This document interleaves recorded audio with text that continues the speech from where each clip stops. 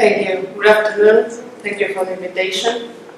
Okay, I will talk about the pharmacological treatment for presbyopia, the Benozzi method, created by my father, Jorge Benozzi.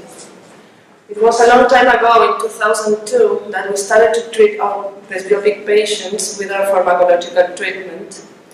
But it was after 2009 that we started to promote the treatment and to train ophthalmologists in Argentina, about 80 of them. That was once we had the first patent in Europe. In 2009, the Benozzi method received the award given by the Argentine Ministry of Science and Technology. Then we gave some presentations, including my father's presentation in Presbymania 2011 in Geneva. Once we got the different patents all over the world, we started to publish our findings. We are currently preparing some series of studies for publication about our treatment.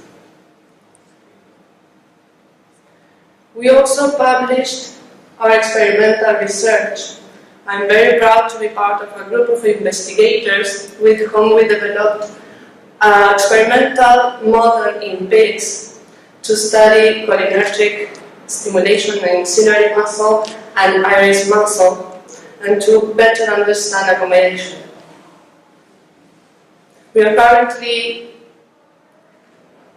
conducting a research in similar models in human eyes. These models allow us to gain a better understanding of the intracellular signaling pathways of the different subtypes of muscarinic receptors.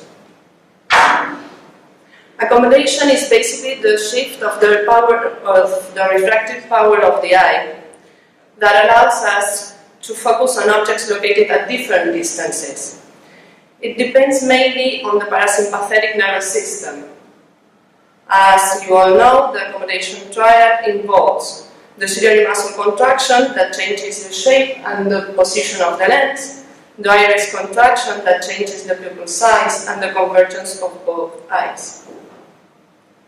In all these years, a number of scientists conduct a research to find a pharmacological treatment for presbyopia, and to better understand the predominant role of the parasympathetic system nerves in accommodation.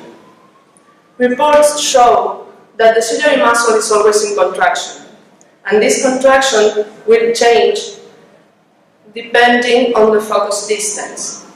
The ciliary muscle only relaxes completely in total darkness or under a very high sympathetic discharge, like a stroke or like a pharmacological induced condition.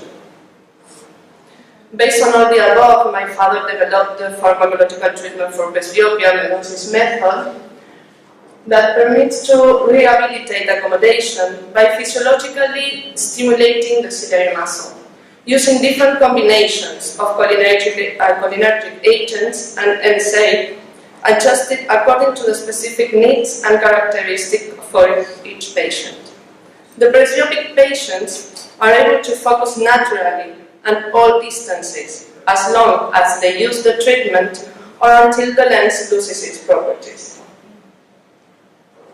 Our ideal patient is the metropic presbyopic patient with a refraction between plus 0.75 diopters and minus 0.50 diopters, and with no pathologies associated.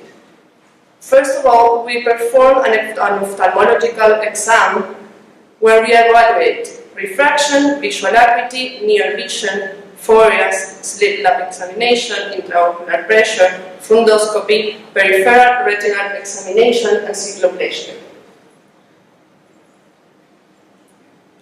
After the ophthalmological evaluation, we stimulate accommodation using a combination of cholinergic agent and non-steroidal anti-inflammatory drug adjusted for this patient, and depending on the evaluation and the result, we can determine whether the treatment will be successful and whether the patient is a good candidate for this treatment in particular.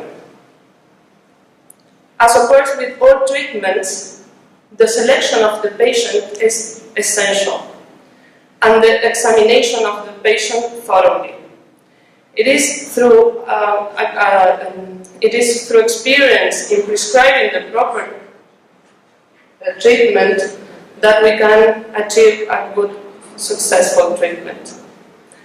This treatment is a chronic treatment, so a long-term follow-up is mandatory. I will show you now a statistical study to illustrate our experience with the pharmacological treatment.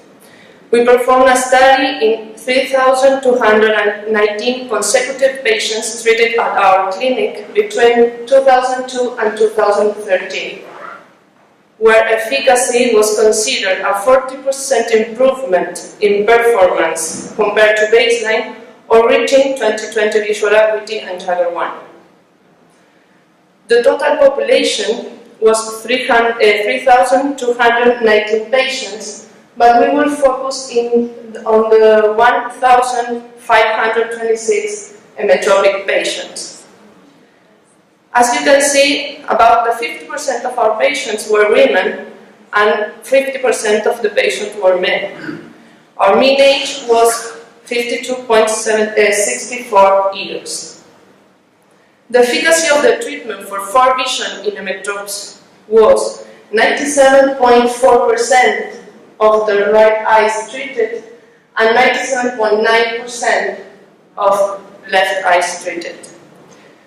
The efficacy for near vision in emetrops patients was 96.7% of the right eyes and 97.3% of the left eyes. The main side effects were headache, decrease in luminosity, and burning. 7.6% of our patients reported having a headache.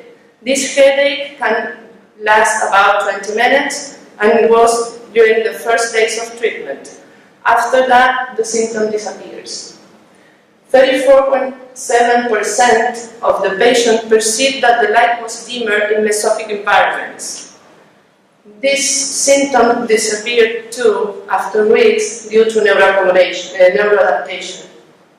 21% of the patients felt burning at the moment of the installation of the drug.